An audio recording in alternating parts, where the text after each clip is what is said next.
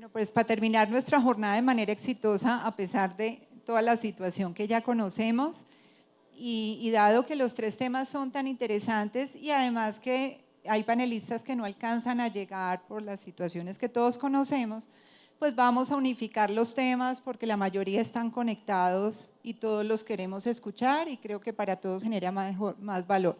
Entonces, pues iniciamos con financiación del comercio y todo lo que tiene que ver con la innovación sostenible de los unicornios, porque los unicornios o los futuros unicornios y los que son ya no que nos acompañan, todos financian. Entonces, pues Kenneth, acompáñanos, Felipe también, Felipe Llano y Felipe, los dos Felipes, bienvenidos a nuestro panel. Ana no la veo, Ana de Hogar y Moda pues también está en este panel, pero se nos fue, no sé, Ana, ya te vi. Entonces, bienvenidos. Y luego, entonces, después de conectar este primer conversatorio, acto seguido también acá vamos a hablar de ley de insolvencia y así cubrimos pues los tres temas. Entonces, cada uno se presenta muy rápido, si les parece. Ana, pues bienvenida de financiación del comercio. Ana, si nos cuentas un poquito de Hogar y Moda y todo lo que haces allá. Buenas tardes, mi nombre es Ana Escobar, tengo 10 años en Hogar y Moda. No sé si qué tanto conozcas, somos una empresa antioqueña, tenemos 68 tiendas a nivel de todos los municipios, la gran mayoría de los municipios a nivel del departamento. En este momento, pues Hogar y Moda se dedica a la comercialización de artículos y electrodomésticos para el hogar, ropa, calzado, motos, y también tenemos servicios. A la vez también tenemos a Créditos Hogar y Moda, que es el que se encarga de toda la financiación. Entonces, eso es Hogar y Moda y Créditos Hogar y Moda como tal. Ana, bienvenida. Gracias. Felipe, cuéntanos de Medfix, que de pronto el factoring no es como tan cercano a algunos acá. Ok, bueno, les cuento un poquito sobre nosotros. Nosotros somos un emprendimiento de tecnología y finanzas. Esta historia, como idea, empezó hace 8 años, se fundó la compañía hace 6 y lo que hicimos, el primer ecosistema que logramos concretar a través de Medfix fue un crowdfunding para factoring. Es decir, permitimos que muchas personas como ustedes y yo podamos invertir en descontar facturas por internet y, por ejemplo, permitimos que una MIPYME que tiene una factura de 100 millones de pesos que le van a pagar a 120 días, recibe el anticipo del cash por 95 millones y permitimos que 95 personas en conjunto pongamos 1 millón de pesos como inversión, comprarla por 95, los inversionistas esperan los 120 días o el plazo que sea y cobran los 100. Eso es lo que constituimos, fuimos el primer crowdfunding financiero en Colombia. A la fecha hemos financiado unos 35 millones de dólares, hoy estamos financiando unos 3 millones de dólares al mes. Hace 6 meses financiábamos 1 al mes, hoy tenemos una comunidad de más de 3.000 inversionistas activos en la plataforma, hemos atendido unas 250 empresas y ahorita estamos creando otros diferentes layers de fondeo con family offices institucionales y también iterando en otro tipo de activos. Bueno, súper interesante. Kenneth, bienvenido, tú eres acá parte de esta familia y te conocen muchísimo, pero ahora Kenneth tiene otro rol, tiene otro reto. Cuéntanos un poco en qué estás ahora y cuéntanos de referencia. Beatriz, muchas gracias por la invitación, siempre encantado y te felicito por estos espacios que creas. Hoy vengo en nombre de Referencia. Referencia es una entidad que participa de un negocio muy interesante que es financiar en el punto de venta, de la mano con los comercios. Nosotros incubamos esta idea dentro de Refinancia y hicimos una alianza con Fenalco, en donde a través de Fenalco accedemos al comercio y les ofrecemos al comercio la alternativa de ofrecer planes de pago a plazo. Ese ejercicio pues, tiene como 3 componentes fundamentales. El primero es entender muy bien el riesgo del comprador en ese comercio y ese es el primer componente, y para tomar una decisión de originación. El segundo componente es administrar esa cartera que se origina de una manera ordenada, estructurada, en volúmenes muy grandes. Y el tercer componente es recuperar la cartera vencida. Son créditos al final del día, cae en mora un volumen de esas cosechas, con lo cual hay que recuperar esas originaciones. Eso por ahora, Beatriz, ya hablaremos más en detalle. Bueno, Felipe, también bienvenido.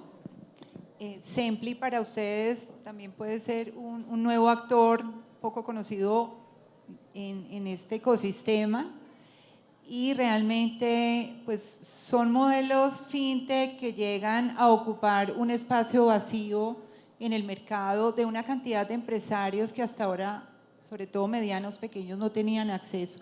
Entonces, Felipe, cuéntanos de Sempli un poco y de ti. Bienvenido. Gracias, Beatriz. Gracias por la invitación. Bueno, mi nombre es Felipe Llano, soy cofundador de Sempli. Sempli es una fintech que se especializa en la originación de crédito en el segmento pequeña y mediana empresa. Financiamos capital de trabajo pues, básicamente, con tickets entre 30 y 300 millones de pesos, con exposiciones un poco más cercanas a los 500 millones de pesos en clientes, por supuesto con historia y con cierta recurrencia. Nosotros nacimos en el año 2016, empezamos operación de colocación en enero del 17. A la fecha hemos tenido un crecimiento vertiginoso, podría decirse. Hemos colocado por encima en pesos, porque con el dólar como está ya, no, las cuentas hay que hacerlas nuevamente, pero por encima de 130.000 millones de pesos ya están en pequeños y medianos empresarios a nivel nacional.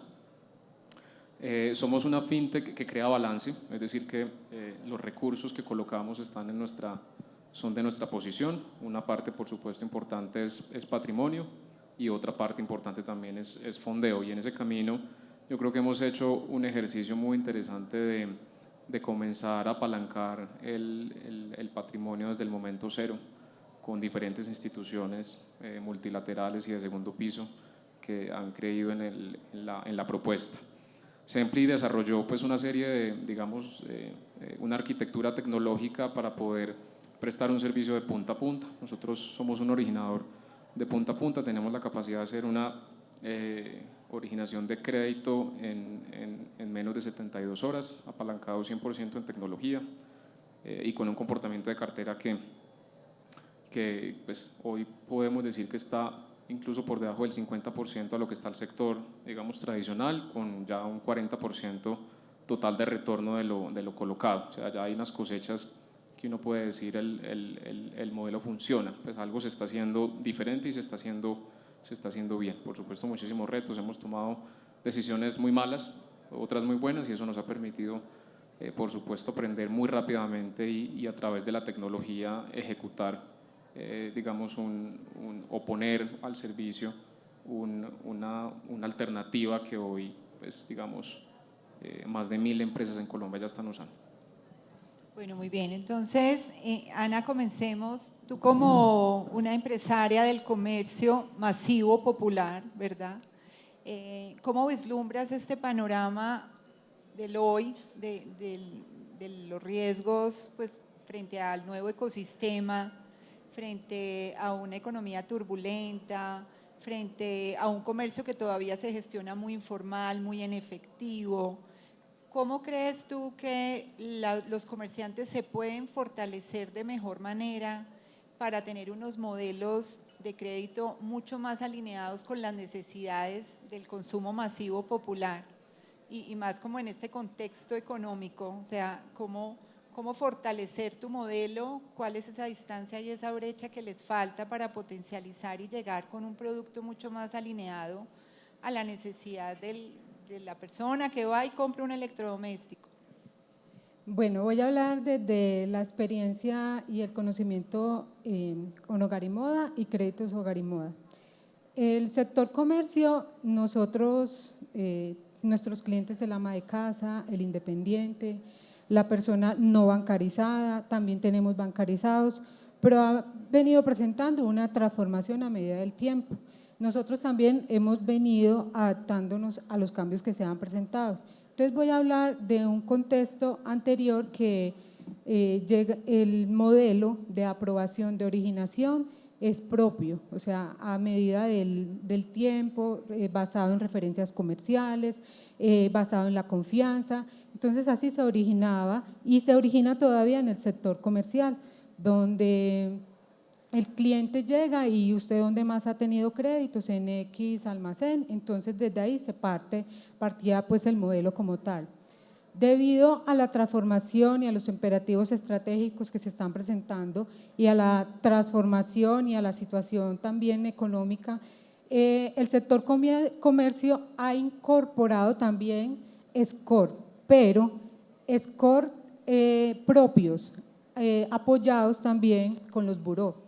Entonces, cuando ya tenemos una mezcla, información y propia. cuando de pronto personas o otras empresas que ya sus modelos están basados, hablemos del sector financiero, son modelos y cuando uno les empieza a hablar de los modelos de nosotros se asustan y cuánto es el riesgo y no pierden mucho y pasa eso, pero en el sector comercio todavía nosotros hacemos las dos mezclas, de conocer a nuestro cliente, ese cliente que llega, esa ama de casa que llega con una necesidad puntual de una lavadora, mejoramos la calidad de vida de ella y empezamos a mirar su comportamiento, incluso si ha tenido solo una línea telefónica o cosas por el estilo, le ofrecemos a ese O sea, cliente. primera experiencia crediticia también la atiendes. La persona Sí, que solo tiene un tenemos celular. mucho. Que nunca, lo que se llama pues en el sector comercio, solo con la cédula lo tenemos y desde ahí tenemos muchos clientes y empieza toda esa experiencia, ese ciclo de vida con nosotros en todo el proceso. Entonces tenemos en este momento las dos mezclas del modelo tradicional mezclado con el modelo de originación basado en un score. ¿Y qué tal resulta esa calidad de cartera? Bueno, Ya también teniendo es los dos modelos, ¿cómo un reto, también ha sido un reto y hemos venido creciendo porque antes llamábamos y decíamos, lo estamos llamando para informarle que su crédito de la nevera, de la lavadora presenta tantos días de mora. Entonces el cliente estaba muy relacionado al producto, pero ahora lo empezamos ya a hacer directamente desde el crédito, o sea, le informamos que el crédito que usted adquirió y empieza el tema de la cartera vencida. En promedio tenemos el índice en un 6,5 de nuestra cartera, tenemos mucho contacto, incluso si tuvimos que hacer un cambio en la forma de integrarnos con el cliente, de cambiar los guiones. Si empezábamos los llamábamos de créditos, hogar y moda, no, el cliente inmediatamente cuelga. Entonces es, señora Consuelo, ¿cómo está usted? Ah, muy bien, gracias. Ah, la estamos llamando. O sea, empezamos a cambiar el modelo a un modelo relacional con el cliente que nos permita bajar los índices de cartera, que a la vez no se le olvide que le estamos mejorando su calidad de vida con esa lavadora, una ama de casa, un estrato 1, un barrio popular, que es complejo, pero logramos y hemos alcanzado que el modelo tradicional pueda tener una recuperación de cartera. ¿Cuál es tu crédito promedio, más o menos? El ticket promedio está en 1 millón. Muy bien. Bueno, Kenneth, cuéntanos, en esa especialización que tiene que tener un originador de crédito de financiación del comercio, ¿cuáles son esos pilares que soportan esa diferenciación? O sea, esa diferenciación exactamente en qué está soportada. Distintos elementos. Entonces, lo primero es que Referencia construyó un producto muy enfocado en compras de un tiquete medio. Entonces, nosotros financiamos tiquetes y compras en el comercio entre 1 millón y 10 millones de pesos. El promedio es 3 millones de pesos.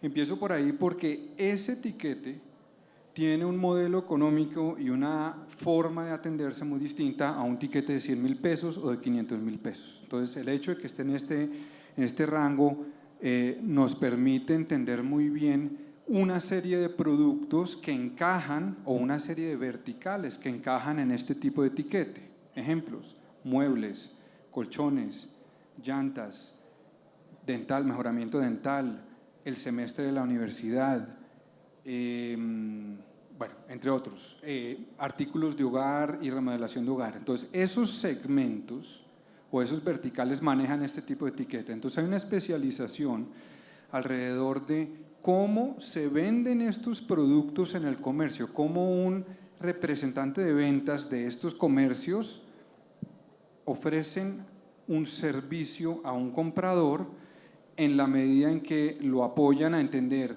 qué debe comprar, por qué es este producto que debe comprar y además venga, le ofrezco una financiación para esa compra. Entonces, segundo elemento, ese primer elemento es entender el producto, el vertical, especialización. Segundo elemento, riesgo crediticio. Nosotros venimos de dos, llamémoslas, instituciones que han nutrido nuestros scores. La primera es que nosotros compramos un negocio a Fenalco, le compramos lo que todos conocemos o conocimos como Fenalcheck. Los que tienen suficiente edad se acuerdan, o los que son menores, se acuerdan de sus papás con una chequera envuelta en cuero pecarí o alguna cosa por el estilo, y con eso se compraba en cheque, y muchas veces se tomó el hábito de comprar con cheque post fechado. Fenalco tenía una gran historia profunda de cómo se comportaba un comprador con cheque post fechado. Y esa base de datos de 30 años de historia para nosotros fue crítica porque nos dio mucho contenido de comportamiento de pago. A la vieja data porque era con cheque, pero cómo se comportaba una persona con ese medio de pago. Y la segunda fuente es que esto fue incubado dentro de Refinancia. Refinancia tiene mucha historia de cómo se comporta una persona que ha caído en mora. Nosotros compramos cartera vencida a la banca, a muchos de los que están acá hemos comprado cartera vencida y tenemos datos de cómo se recupera una persona que ha caído en mora. La mezcla de esas dos estructuras nos permitió ser muy enfocados y finos en nuestros scores, además de buros. Entonces, especialidad en producto y vertical y especialidad en los scores. La tercera especialidad, y parece, muchas veces uno la salta, pero la estaba mencionando Felipe, es el fondeo.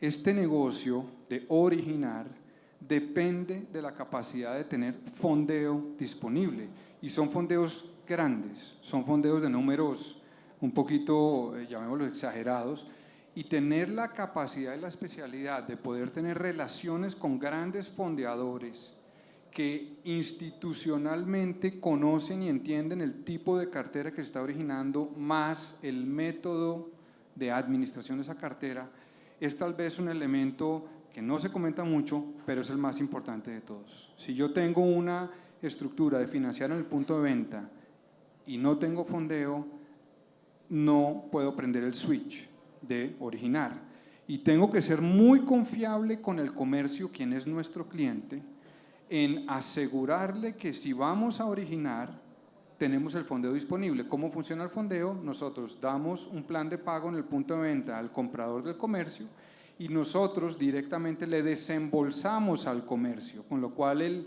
la caja del comercio la recibe de parte nuestra inmediatamente y nosotros somos quienes administramos el cliente que tomó el crédito. Entonces, esos tres elementos, entender el producto, entender además el riesgo de crédito y tener la estructura de fondeo ordenada, institucional y diversificada, son elementos de especialización que en muchos casos el comercio no tiene interés de desarrollar, sino prefiere más bien que un tercero tenga esa habilidad y le ofrezca esa alternativa. El último elemento de especialización, mientras Beatriz termina la logística, el último elemento de especialización, acá está Felipe, en este mundo de fintech, en este mundo de que a través de la tecnología se provean servicios financieros y se utilicen datos para ser muy finos en la manera como se segmenta y se toman decisiones de oferta de valor. Parte de la transición que para nosotros fue crítica en los últimos 2 años fue cómo convertir una dinámica en el punto de venta que necesitaba mucho físico, mucho papel, mucha iteración, llamémosla tradicional, y transformar esa relación en el punto de venta a que tuviera dos componentes alrededor de la conveniencia. Componente número 1, velocidad. Nosotros originamos en menos de 2 minutos, tomamos una decisión de originación, dada toda la estructura SCORE. Y segundo, alrededor del concepto de conveniencia, es sin papel. Todo es firma digital y todo si se quiere, se soporta legalmente con estructura digital. Entonces, 2 elementos nos permiten entrar en esa necesidad de especialidad, dada la necesidad de conveniencia que tienen tanto los puntos de venta hoy en día como el consumidor de crédito de hoy. Bueno, y hablando de especialización, el factoring sí que es especializado. Felipe, cuéntanos un poco frente al modelo de factoring tradicional y el modelo como de una fintech como lo que es Mesfix, ¿en dónde sustenta esa diferenciación y esa diferenciación en cuanto a calidad de cartera, en cuanto a equilibrio, riesgo, rentabilidad, qué beneficios les ha traído? Bueno, digamos que nosotros somos un híbrido bastante extraño dentro del mercado, debido a la cualidad de que no somos un balance sheet lender, o sea, no prestamos con nuestros recursos. Nosotros lo que somos es, somos el market maker, donde conectamos tanto el que solicita la financiación como el que quiere invertir, y nuestro negocio es ser un broker. Como primera medida diferenciadora, el crowdfunding tiene una ventaja, todo tiene una ventaja y una desventaja en el proceso. El crowdfunding tiene una ventaja versus el fondeo de balance, y es que la diversificación del fondeo no viene de un vehículo o una entidad, sino vienen de un mercado que crece todos los días, donde cada uno de estos actores puede comprar un pedazo de diferentes facturas. Eso crea una facilidad por principio para poder aprender, iterar y un poquito lo que decía Felipe, tener esos buenos y esos malos para poder construir un score mediante información alternativa. Digamos que evidentemente eso ha sido un proceso y ya después de estos casi 6 años, por fin tenemos data pura y dura que nos permite empezar a tener esas aproximaciones de score no tradicional, sino completamente alternativo. Y es un proceso, es en lo que estamos. Por fin ya tenemos lo suficiente para empezar a construir y estamos haciendo el rollout desde hace 6 meses con diferentes pruebas. También tenemos información tradicional, por supuesto, y parte de la estrategia, en nuestro caso, no solamente tiene que ver con ese motor de decisión, sino cómo adquirir esas fuentes de información, que realmente es el problema. Y en ese proceso es donde hemos estado enfocando los esfuerzos los últimos 3 años, en cómo desbloquear data que es completamente alternativa para tomar decisiones de crédito. En ese proceso… Danos un ejemplo exactamente qué es un dato exacto, de dónde lo extraes y qué te dice distinto al tradicional. Digamos, la forma es, no solamente es cómo traerlo, sino que sea diferente, sino también cómo traerlo, perdón. No solamente que sea una información diferenciada. ¿De dónde lo jalas? Claro. Que sea Por ejemplo, fiable. nosotros ¿qué estamos haciendo ahorita? Mediante ese onboarding es muy complejo. Digamos que la oportunidad del factoring está a la vuelta de la esquina, y la oportunidad del factoring se llama factura electrónica. Y pues nosotros llevamos años tratando de prepararnos para poder ser lo más escalables posible. ¿Por qué? Porque en el factoring tradicional y el que se ha hecho típicamente en el mercado y en Latinoamérica es un confirming donde se atacan los pagadores con TIR 1, 2 o 3 y se ataca su supply chain finance. Y eso está perfecto, no tiene nada de malo, es súper, el factor de riesgo es muy disminuido, pero realmente la oportunidad, el océano azul está en las pymes, que es donde no llega nadie. Nosotros, en nuestro caso, por ejemplo, hemos atendido empresas tan pequeñas como de 60 millones de pesos al año a empresas de 300.000 millones de pesos en ventas. El rango es gigante. Y 2, también el tipo de fondeo, como lo mencionaba, que tiene una diferenciación muy grande, y es que al ser alternativo, esto también se vuelve un mecanismo para no ocupar capacidad de endeudamiento. Dicho eso, las fuentes de información y las formas de adquirirlas es, por ejemplo, desarrollamos una firma electrónica propia para poder garantizar la autenticación e identificación del representante legal de una pyme que no estamos conociendo en Cali. ¿Cómo logras eso? Ese proceso es un factor biométrico. Tenemos hoy una firma autógrafa equivalente que nos permite identificar plenamente a la persona y con eso empezar a firmar desde cartas, contratos e incluso pagarés electrónicos custodiados por nosotros mismos. Otro ejemplo es la fuente de información del fisco, de la DIAN.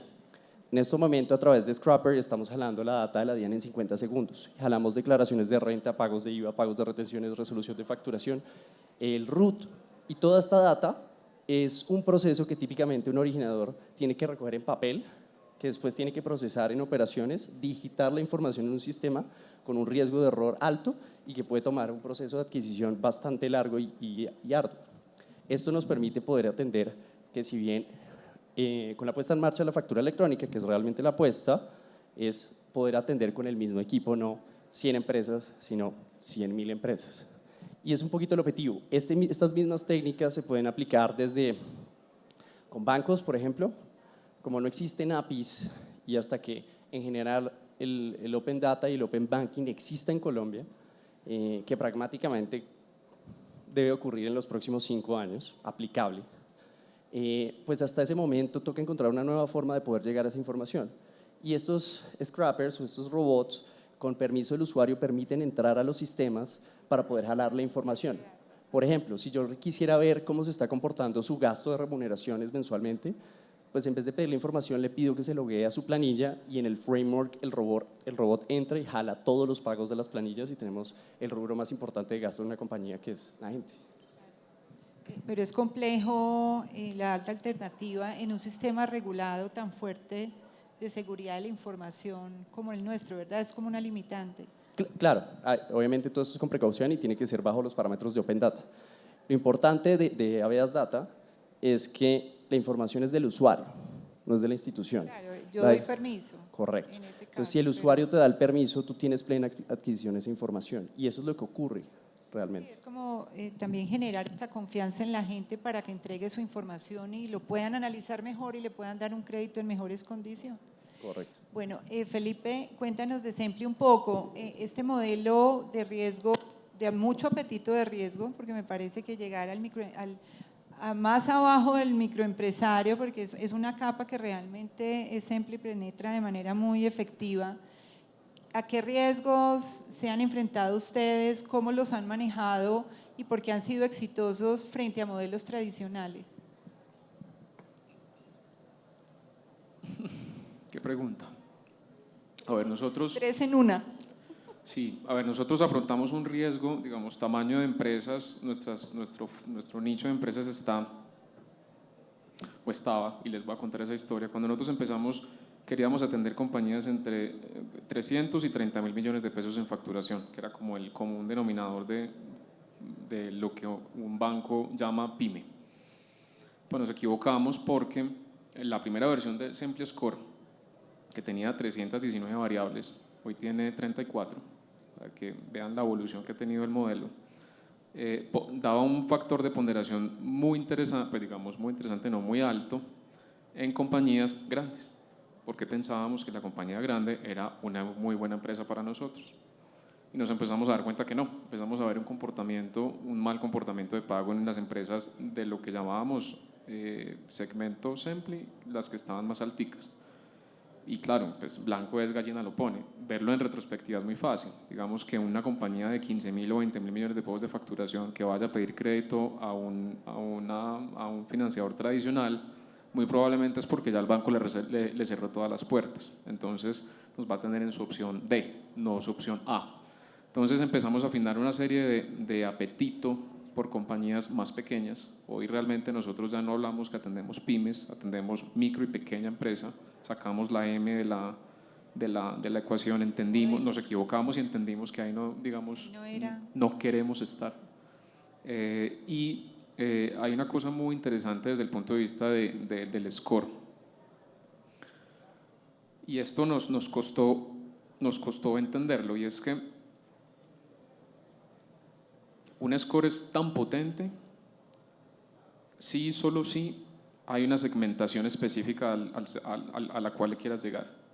Si no hay un apetito definido y un segmento claro al cual yo le quiero pegar con mi producto, el score que tengas te va a dar… No hay inteligencia de crédito ahí realmente. Va a dar, digamos, mucha desviación. Puede sonar lógico, pero eso en la práctica es difícil de entender. Entonces nosotros fuimos afinando, llevamos 3 años y medio de operación y el modelo ha migrado de 319 datos a 34. ha tenido 7, 8 procesos de iteración fuertes, con procesos de backtesting muy, digamos, interesantes, y hoy tenemos unas variables que te mueres de la risa de lo fuertes que son. O sea, nosotros hoy medimos estadísticamente cuál es la capacidad de pago de una compañía que tiene página web y otra que no. Y eso es información completamente desestructurada que aprendimos a medir y hoy hace parte de nuestro score en nuestro segmento. No podría decir lo mismo en una compañía que facture entre 30 y 50 mil millones de pesos. Por eso es tan importante y nos costó a nosotros entender eso, que el score es, la herramienta es tan potente en la medida que logremos antes hacer un acto de conciencia y definir muy bien el espectro al cual le queremos pegar. Entonces, eso es un poco como nuestro apetito. Creo que hemos hecho un ejercicio muy interesante de lograr penetrar en este mercado. Para ser honesto, no fue tan difícil porque es un mercado supremamente, la palabra no es desatendida, subatendida. Cuando nosotros hablamos de inclusión financiera, para nosotros inclusión no es ser el primer crédito profesional fuera de fondeadores familiares o amigos de una pequeña empresa. Para nosotros inclusión es eso, pero adicionalmente ser esa opción que le permite profundizar en productos financieros que la compañía necesita para sus procesos de expansión y crecimiento. Entonces, hay en este momento un mercado muy grande, muy grande. Nuestra estimación son 40 billones de pesos que no se están colocando en el segmento micro y pequeño, ni siquiera mediano, por efectos de carencia en alternativas de financiación que logren entender otras cosas a la historia del crediticio y a una foto de un estado financiero. Entonces, digamos que eso nos ha digamos, permitido un poco hacer esa entrada al mercado, en un mercado muy grande, subatendido, con una propuesta 100% digital. Es que tú en 4 minutos tienes un proceso de crédito andando y si la información está completa y de calidad, en 2 días tienes la plata en tu banco, y eso en el sistema financiero tradicional pues dependiendo de la información, de la actualización de la información, de la fábrica de crédito, si hay garantías o no, eso pueden pasar 2 o 3 meses. Bueno, para no quedarnos en solo la originación y llegar al punto de momento de verdad en la cobranza, yo siento que todavía hay mucha desconexión entre los modelos digitales y la cobranza, porque la cobranza todavía recoge muchos elementos. Ana, en tu experiencia, ¿qué elementos tiene que tener una cobranza para que sea especializada para el sector de comercio, para que sea exitosa? Bueno, en la cobranza hay que tener las mezclas. Todavía nosotros tenemos que continuar con el asesor, con el negociador, pero en la cobranza como tal, desde la segmentación, desde analizar quién es nuestro cliente, nosotros empezamos con una cobranza preventiva, teniendo con el cliente, incluso con la calificación interna de ellos. Nosotros tenemos unos clientes AAA más que para nosotros son muy buenos, entonces no hay necesidad que en horas tempranas todavía lo toque alguien, o sea, que lo llame algún asesor. Empezamos con ellos a implementar todo el tema de la marketing de la cobranza. Un ejemplo, hoy está siendo un día soleado, hermoso, puedes desplazarte, te estamos esperando. Haciendo ese cambio en la forma de llegarle a nuestro cliente, En la comunicación. En la comunicación, entonces empezamos a utilizar otras herramientas para la cobranza en la cartera preventiva, en la administrativa, utilizando mecanismos como la mensajería de texto, el WhatsApp, hasta donde está pues permitido, y empezamos a interactuar con el cliente. Ya cuando empezamos a identificar que está tocando cierto tipo de mora, ya empezamos lo que nosotros llamamos una llamada postventa. Cómo le fue en el servicio, cómo se ha sentido, cómo le ha parecido, y él empieza a manifestar toda esa situación que le está pasando, y con la cobranza relacional empezamos a generar ya la negociación. hay una cartera en específico que sí toca directamente con un asesor, con un negociador, porque ha entrado en otra instancia de mora. Entonces hacemos la mezcla de otras plataformas para la cobranza y también continuamos, porque igual y creo que el negociador, para que no esté en los contact centers, es muy difícil sacarlo, o sea que incluso cuando hemos implementado la herramienta del bot, siempre hay necesidad que haya un ser humano que le Una atienda. mezcla, un equilibrio. Debe haber un equilibrio, porque cuando nosotros también somos clientes y uno ya que está en este mundo, uno identifica cuando hay una máquina, entonces uno también quiere escuchar al ser humano, que él le escuche la necesidad, y en nuestra oferta de valor nosotros estamos cerca de nuestros clientes, tenemos 68 tiendas en Antioquia, en el barrio, en los barrios de Medellín también. Eso hace que estamos cerca de ellos y estamos soportados en confianza. Entonces, que confíen en nosotros para hacer esa mezcla. Y como dije ahorita, en todo el ciclo de vida del crédito.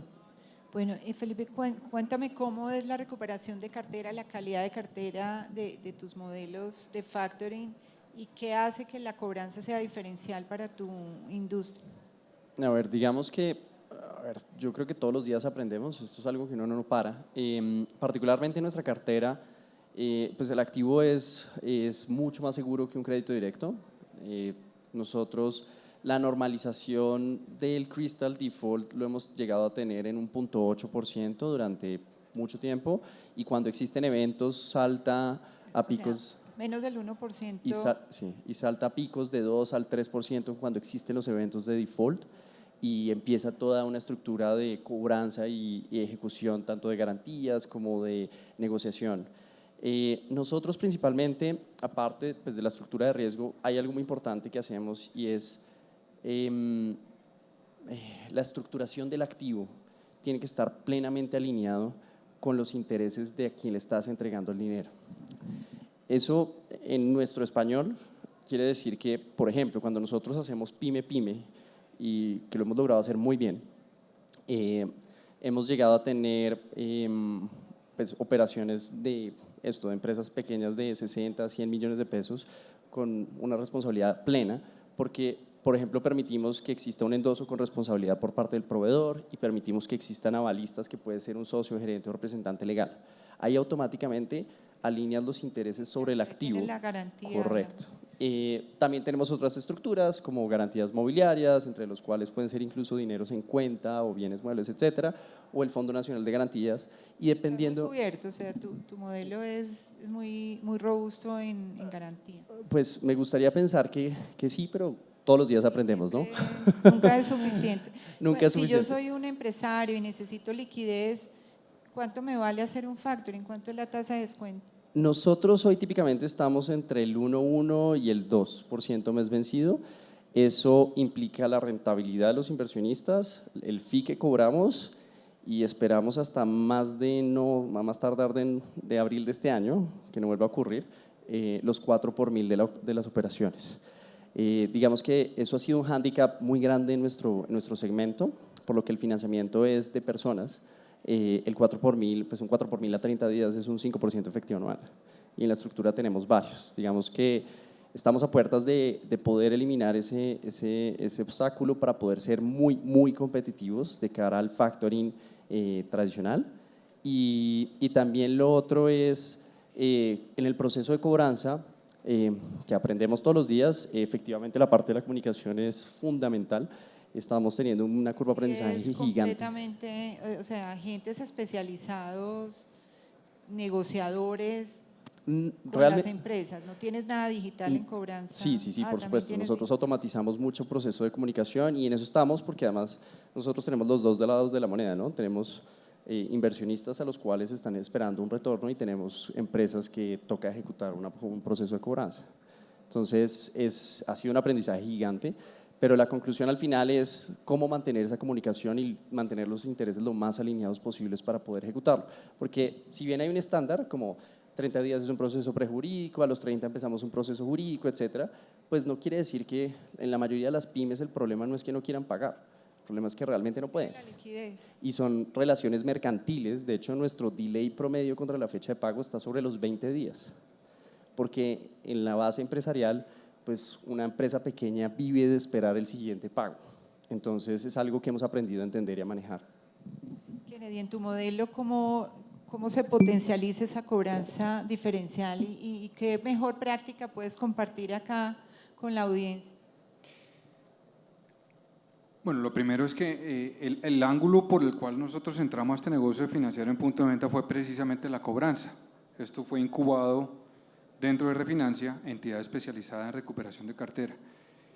Y en la medida en que fuimos entendiendo cómo se origina en el comercio, encontramos, yo creo que 2 atributos. El primero, yo creo que muy sencillo para toda la gente que está en esta audiencia, y es la documentación, bien documentado en el momento de originación, y que esa documentación o esa información esté ordenada de manera que se pueda utilizar en el momento en que se ejecuta la cobranza. Eso parece muy sencillo, eso no pasa mucho, ni en los bancos ni en general. El hecho de poder aprovechar muy bien la información de originación para realizar el ejercicio de recuperación. Entonces es muy sencillo, ahí no hay ciencia, si se quiere, muy avanzada, es simplemente disciplina en el uso de esa información. Pero el segundo atributo sí es distintivo, y es que el proceso de originación entiende qué producto está comprando la persona en el punto de venta, y por consiguiente está determinando qué plazo se le debe dar a este individuo que está tomando este crédito y unas características sobre ese crédito dado esa compra que está haciendo. Pongo un ejemplo, un transportador compra llantas para que le duren en su ejercicio de ejecutar el transporte entre 8 y 12 meses, por ejemplo. Entonces el crédito debe estar originado entre 8 y 12 meses, porque va a haber una recurrencia cuando se le acaben las llantas para reemplazar esas llantas en el mismo comercio en donde compró esas llantas. Entonces la caracterización de los elementos de ese crédito tienen que estar muy atados a la compra que se está haciendo. En el momento de realizar la recuperación, es importante que el lenguaje que se está utilizando con el que tomó el crédito vincule ese producto. Usted compró unas llantas, lo compró en Michelin, en la Serviteca de Los Álamos, me estoy inventando, hizo 3 pagos, cayó en mora, no ha hecho los últimos 3 pagos. ¿Cómo le puedo ayudar? Yo sé que usted cada 8 meses compra en esta misma Serviteca. Entonces, el vincular el lenguaje asociado a ese producto resulta, increíblemente, en mejor calidad crediticia que la estándar de un crédito de instalamiento sin garantía. Y precisamente es porque el cliente vincula muy bien el uso de ese producto, para qué fue que lo compró. Lo mismo pasa con los dientes. Por ejemplo, nosotros participamos mucho de financiación de mejoramiento dental. La gente tiene muy claro cuál fue el tratamiento que se hizo, cuánto le costó y cuánto le hace falta con los brackets o con lo que sea que esté haciendo. Entonces, hay un vínculo mucho más claro de ese crédito con ese producto o servicio que contrató, y el utilizar ese lenguaje dentro del ejercicio de cobranza mejora la calidad crediticia. Bueno, y cuéntanos en Sempli, ¿cuáles son esas fortalezas de ese modelo de cobranza que ha sido exitoso, que lo podamos poner en práctica en momentos donde definitivamente por toda esta situación vamos a tener una calidad de cartera compleja en ciertos segmentos? Bueno, nosotros, antes de responderte esa pregunta, nosotros hoy creo que tenemos muy claro que donde queremos enfocar nuestras capacidades es en la originación, para no tener que entrar en un proceso de cartera. De todas maneras, el argot de la industria, el que presta plata pierde plata. Entonces tenemos que tener un proceso de cartera. Nosotros, digamos que en Sempli, hasta hace 6 meses, teníamos un proceso, digamos, 100% autónomo, en el que a través de 3 cajas que duran 15 días hasta 45 días tenemos diferentes activaciones en su gran mayoría digitales. Entonces, digamos que el proceso de cobranza siempre es un proceso semiautomatizado porque si entran, dependiendo de la caja, en la caja 15 entran una vez, en la caja 30 entran 2 veces, en la caja 45 entran 3 veces, factores humanos digamos, a interactuar con esa empresa que está presentando retraso, pues eventualmente entra a mora. Digamos que yo creo que ahí ha sido, Kenneth lo dijo muy bien, hay un componente muy fuerte en disciplina. La disciplina que nosotros imprimimos en todas las activaciones por los diferentes canales de cobranza digitales es muy fuerte. Somos muy cansones cobrando, podemos decir, pero eso tiene sus réditos. Entonces, entendiendo que para nosotros ya una compañía que se deriva, digamos, más de 45 días, es quizá una empresa con la que no queremos ya seguirnos desgastando. Preferimos entender qué fue en qué fallamos, qué fue la decisión que tomamos mal para rápidamente hacer una calibración. Los modelos con esa experiencia. Así es, nos acompañamos hace 6 meses, como les contaba, involucramos un tercer jugador a la ecuación, un jugador con muchísimos años de experiencia en procesos de cobranza, que hoy nos está haciendo ese apoyo post 45 días. Sí, un outsourcing. Pensé que vendías la cartera ya. No. ¿Quién estaba acá emocionado para comprar? Entonces ahí tenemos un tercero que hasta el momento pues ha sido pues bien exitoso. Realmente pues zapatero a sus zapatos, la cobranza es un arte. O sea, nosotros hemos tenido, digamos, tuvimos muchos inconvenientes cobrando, o sea, dimos muchos, fue quizá en la cadena de la administración total, la cadena en la que más patinamos, a todo hay que decirlo. Intentamos cambiar comunicación, ser más queridos, ser menos queridos, ser un poquito más bravos, ponerle un poquito más de tono, ser más canzones, ser menos canzones. Se lo dejo a los expertos. Sí, y la verdad es un sombrero que hay que quitarse porque eso es un arte. Entonces hemos visto ya con este acompañamiento una eficacia, una tasa de conversión en recuperación bien interesante. Y bueno, ya después lo que sucede después de 90 días empieza ya todo un proceso ya digamos de ejecución de documentación legal en procesos jurídicos. Bueno, muy bien. Ahora retomemos un poco nuestro segundo tema de la agenda, que es por qué la innovación en los modelos de riesgo, crédito y cobranza en las fintech no está siendo sostenible. Y quizá estoy siendo un poco injusta porque obviamente hay algunas pues que sí son sostenibles, pero lo que estamos viendo es que la economía colaborativa, las plataformas como Uber, como Rappi, los temas de factoring con la normativa actual, llega un momento en que la normativa es un killer complejo y no te permite seguir creciendo, pero incluso más allá te pone en riesgo, termina siendo operaciones que no son sostenibles. Y alejándonos del marco tributario y de regulación, pues, de seguridad social de Colombia, que es muy estricto, porque digamos que con estos impuestos ninguno somos sostenibles, y con esta normativa laboral tan compleja, pero alejándonos de la realidad colombiana y mirando una economía cualquiera competitiva, de unos impuestos, de una normativa de impuestos normal, como toda compañía tiene que tributar algo y que sea acorde con sus ingresos, y como cualquier compañía tiene que generar una seguridad social mínima, equilibrada, de un beneficio social para los funcionarios.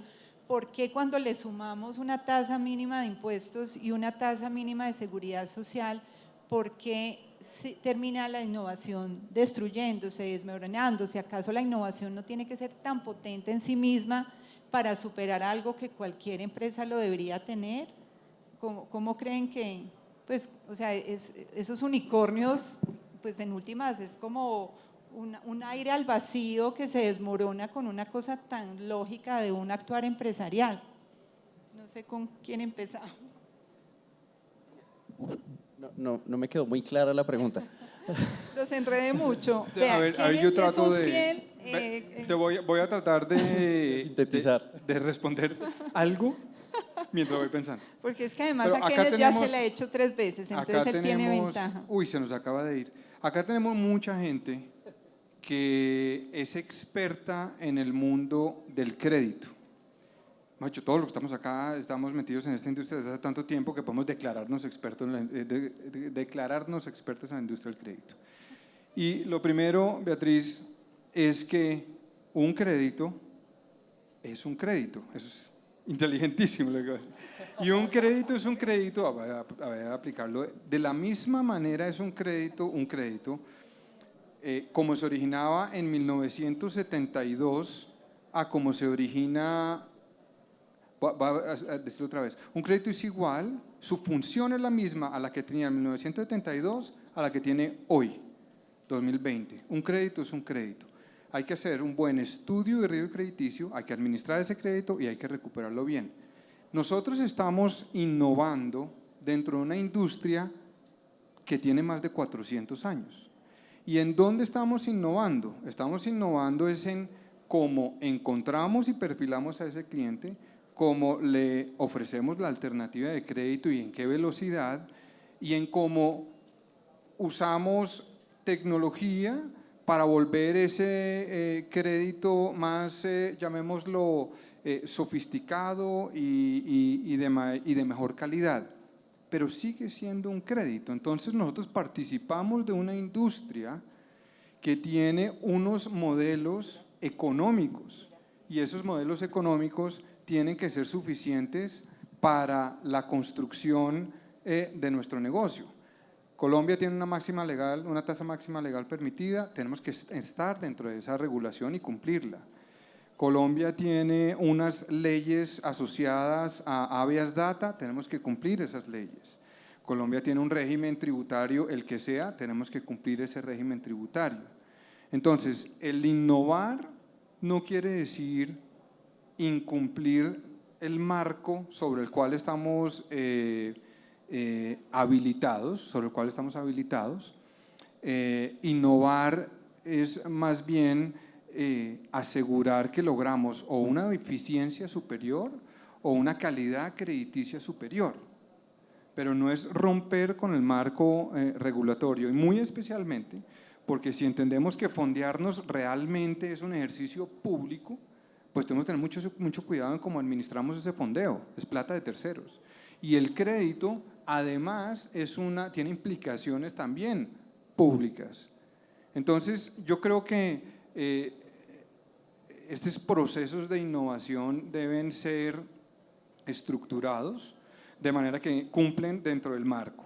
Punto uno, y este es el segundo pensamiento sobre la pregunta. El segundo pensamiento, que es interesante en este método de construir empresa hoy en día, dado que hay tanto capital disponible, la psicología de los que aportan capital es distinta a la psicología de quien tiene una empresa madura. La psicología de quien aporta capital para montar un unicornio es que vamos a observar unas métricas distintas a las tradicionales para evaluar si vamos bien o no en la construcción de nuestro negocio. Métricas como cuánto me cuesta traer un cliente, cuál es el valor presente neto de la vida de este cliente, cuánto es la caja que me genera este cliente durante este proceso de ofrecerle producto tras producto tras producto a este cliente, qué tan rápido estoy creciendo. ¿Por qué? Porque el modelo de estas entidades que están buscando ser unicornios es un modelo que hoy permite quemar caja para que mañana la escala sea tan absolutamente grande que esa escala se convierta en una barrera de entrada para el siguiente competidor y sea esa escala la que le permite recuperar la caja y la inversión realizada.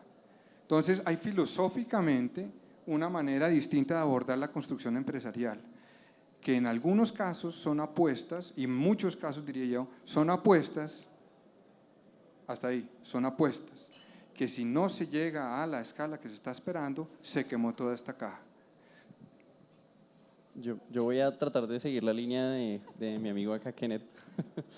A ver, de acuerdo, muy de acuerdo con lo que dijo Kenneth. En el primer punto, evidentemente, la innovación tiene que cumplir con los parámetros, con el marco jurídico y tributario, sí o sí. Ahora, el marco jurídico y tributario también es sujeto de cambio. Claro. Y parte de esto es, parte de ser emprendedor es que uno empieza a cuestionar todo.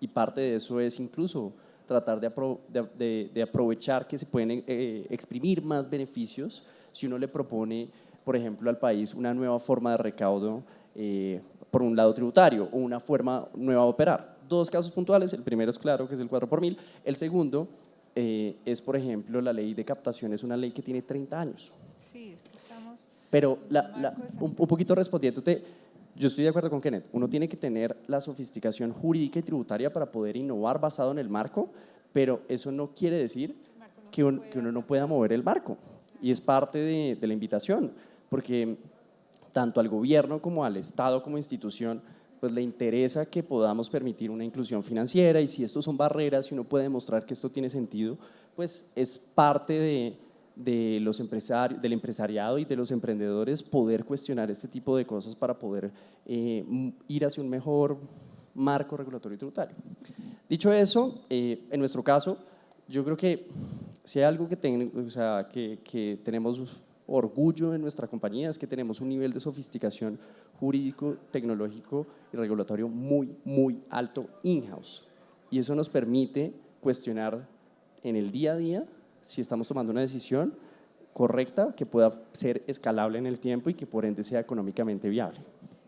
En cuanto a la segunda parte de la pregunta, que es un poco como este mundo de venture capital, que es, oiga, sí, hay actores, hay capital disponible y hay gente que quiere hacer cosas que de una mejor forma que se llevan haciendo durante muchos años, eso con sus pros, sus contras, sus apuestas y sus pérdidas. ¿Cómo lo veo yo?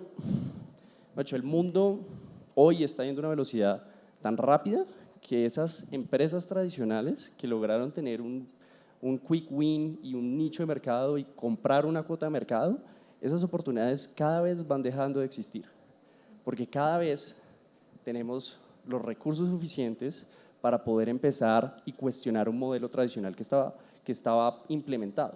Eso quiere decir innovación en una industria como esta, que es crédito, y ahí es donde básicamente la tecnología empieza a jugar un rol muy importante, y es cómo ser más eficientes en el camino de todo el ciclo de originación. Bueno, por tiempo, porque pues vamos a tratar de cumplir la agenda hoy y hay personas que tienen vuelo. Tenemos el tema de ley de insolvencia de persona natural, le vamos a dedicar una cosa muy corta, a ustedes les agradecemos y continuamos, los invitamos, entonces, muchísimas gracias.